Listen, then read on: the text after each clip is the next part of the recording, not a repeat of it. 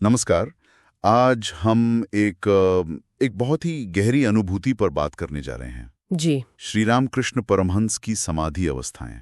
हाँ, बड़ा गहरा विषय है ये। हाँ, और हमारा स्रोत है श्री रामकृष्ण कथामृत। महेंद्रनाथ गुप्त एम ने जो लिखा। बिल्कुल, जिन्होंने श्री रामकृष्ण के साथ रहकर मतलब रोजाना उनकी बातें, उनकी अवस्थाएं दर्ज की। जी। तो आज कोशिश करेंगे ये समझने की कि जब कोई ईश्वर में पूरी तरह खो जाता है, वो अनुभव कैसा होता है। और इसका हमारे लिए क्या मतलब है ना? हाँ बिल्कुल।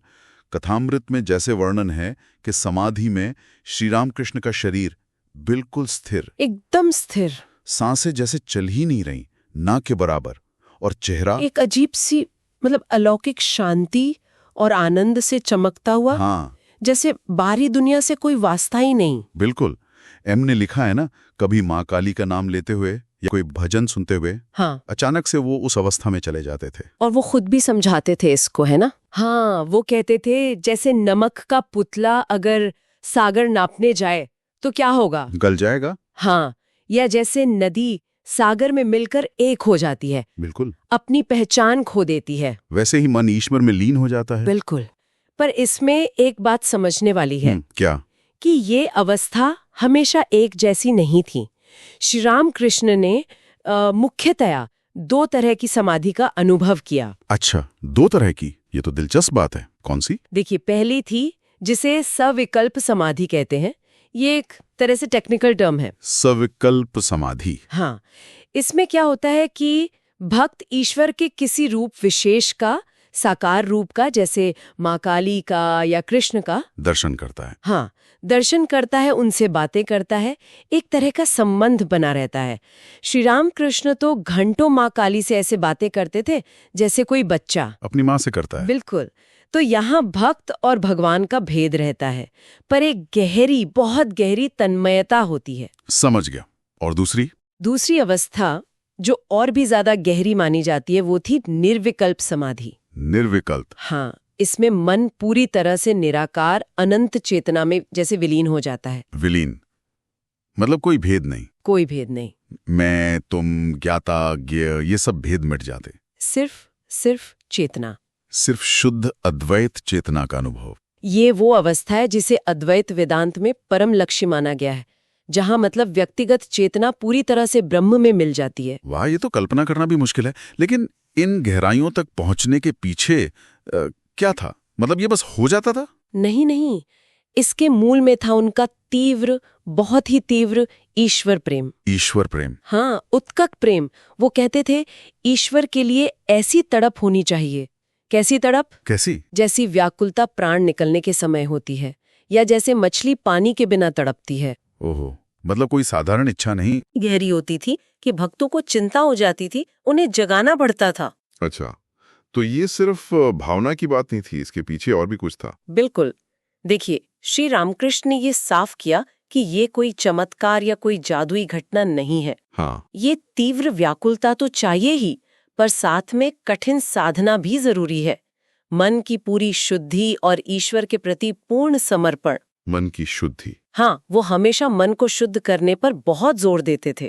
कहते थे जैसे मैले दर्पण में चेहरा साफ नहीं दिखता ना, हाँ, सही बात है। वैसे ही अशुद्ध मन में ईश्वर का अनुभव नहीं होता। तो मन शुद्ध कैसे हो, इसके लिए क्या बताया उन्होंने? इसके लिए उन्होंने रास्ते बताए।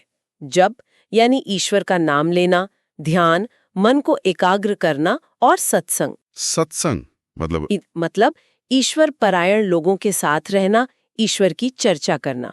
इससे मन धीरे धीरे शुद्ध होता है। अच्छा, तो जप, ध्यान, सत्संग, ये तरीके हैं। जी हाँ। पर एक सवाल मन में आता है, क्या ये अनुभव सिर्फ सन्यासियों के लिए था?